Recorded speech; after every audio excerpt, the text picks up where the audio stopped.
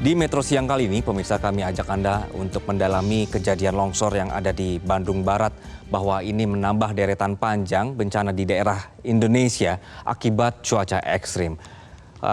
Curah hujan yang berkepanjangan ini membuat atau juga menyebabkan tanah di sekitar permukiman warga longsor. Sekali lagi, ini harus menjadi perhatian untuk Anda yang tinggal di daerah tebing misalnya atau juga daerah perbukitan untuk mewaspadai kondisi sekitar Anda yang rentan bencana atau tidak sebenarnya. Ini harus dipahami bagaimana mitigasi bencananya. Kami coba gambarkan pemirsa kali ini untuk kasus yang Bandung Barat ini adalah visual dari Google Earth seputar lokasi kejadian di titik bencana ada di Kampung Cigintung, Desa Cibenda, Kecamatan Cipongkor, Kabupaten Bandung Barat.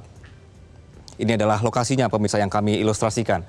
Bahwa tempat tinggal korban longsor kini harus direlokasi karena lokasi tempat tinggal mereka sudah tidak layak dihuni, termasuk rumah-rumah yang berada di lokasi. Sejak kejadian, akses menuju lokasi ini sangat sulit, bahkan untuk dilalui motor pun nggak bisa. Sehingga alat berat untuk operasi penyelamatan tidak bisa masuk, ditambah lagi lokasi ini masih labil tanahnya pada saat ini, sehingga membuat petugas penyelamat dan juga warga ini terperosok di tanah longsoran. Untuk proses pencarian korban pun yang tertimbun harus dilakukan secara manual dan juga sangat hati-hati. Karena sekali lagi, tanah-tanah yang labil ini justru membuat masalah baru bagi tim yang sebenarnya mencari korban yang ada di sana. Ini ilustrasi lokasinya ya pemirsa. Bahwa titik biru yang kami tandai ini sekitarnya Anda bisa lihat ini adalah daerah perbukitan. Sehingga pada saat hujan panjang kemarin ini menggerus tanah-tanah di sekitarnya dan tanahnya longsor ke permukiman warga.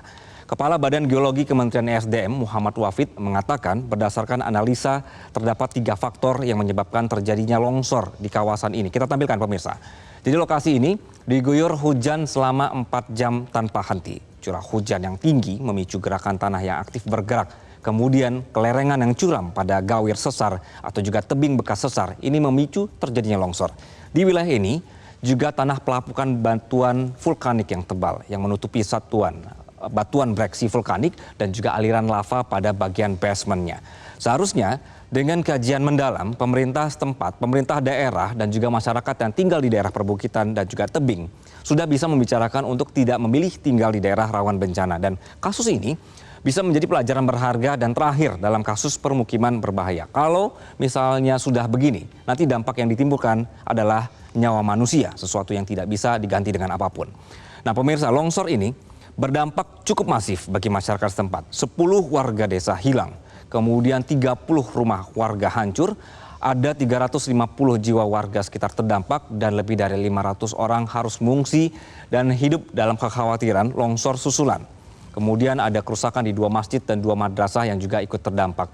Ketika bencana terjadi di lokasi yang seperti ini, upaya penyelamatan pun tidak bisa maksimal. Alat berat tidak bisa masuk. Proses evakuasi korban pun terhambat oleh waktu. Tim gabungan dalam melakukan operasi SAR mengalami beberapa kendala. Misalnya kondisi tanah longsoran yang labil. Lalu curah hujan yang tinggi juga. Kemudian tingkat kemiringan lokasi longsor yang membahayakan. Ini harus hati-hati. Sehingga kemudian potensi longsor susulan masih tinggi sekali.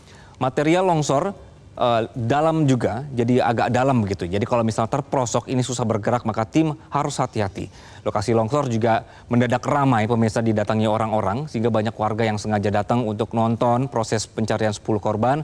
Ini juga menjadi perhatian karena membahayakan diri mereka sendiri dan berpotensi mengganggu tim SAR yang dalam bekerja.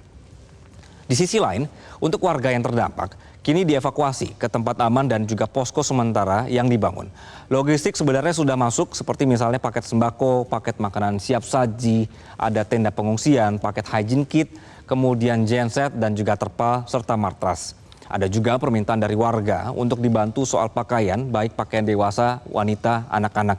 Kebutuhan-kebutuhan ini pemirsa yang diperlukan mereka saat ini. Jadi untuk Anda yang punya keinginan untuk membantu, daftar kebutuhan yang di layar Anda ini bisa Anda segerakan kirim ke lokasi atau melalui juga BNPB. Untuk mengetahui perkembangan operasi SAR di longsor Cipongkor, Bandung Barat, sudah bergabung bersama kami Kepala Pusat Data Komunikasi Kebencanaan Badan Nasional Penanggulangan Bencana, Abdul Muhari. Pak Aam, selamat siang. Selamat siang, Mas Anggi. Ya, satu pertanyaan dulu, Pak Aam. Jadi kondisi saat ini untuk saya akan ke pengungsi dulu deh, Pak. Logistik sudah masuk semua atau seperti apa, Pak? Kalau untuk pengungsian yang di Cipongkor itu ada di 2 titik ya. Kemarin kita sudah melihat langsung kondisi pengungsian yang ada di SD Cipongkor, dan sementara untuk logistik permakanan kita sudah melihat langsung dapur umum bekerja dengan baik, dan kebutuhan logistik masyarakat khususnya untuk permakanan karena ada pada fase bulan Ramadan ya, itu juga bisa terpenuhi dengan baik dari kita melihat langsung di lapangan kemarin, dan kita pastikan bahwa kebutuhan permakanan ini terjaga selama masyarakat ada di pengungsian. Selain itu juga untuk kebutuhan sandang kemarin memang ada beberapa permintaan dari masyarakat terkait dengan pakaian, sarung, alat sholat, dan seterusnya. Ini juga akan kita lengkapi dalam 1-2 hari ini, akan kita segera kirimkan untuk warga yang mengungsi, Mas Anggi. Baik Pak Am, jadi untuk kebutuhan warga yang ingin sholat taraweh, sahur atau berbuka puasa juga tetap di posko ini ya Pak ya? Ya, dan juga di posko ini juga sudah berjalan pendampingan psikososial ya. Artinya untuk pendampingan pasca traumatik kejadian bencana buat anak-anak itu juga sudah berjalan, sekolah lapangan sederhana dari kementerian terkait. Dan kami rasa dari kunjungan kemarin untuk kebutuhan logistik dasar, baik itu permakanan maupun sandang, kita bisa pastikan terpenuhi, Mas Anggi. Baik, Pak Am, dari kunjungan kemarin ke lokasi, nanti saya akan tanyakan sebenarnya bagaimana kita bisa mengevaluasi agar permukiman-permukiman ini tidak lagi terjadi di daerah lain begitu Pak, longsoran. Dan pemirsa tetaplah bersama kami dalam Metro Siang. Jelajahi cara baru mendapatkan informasi. Download Metro TV Extend sekarang.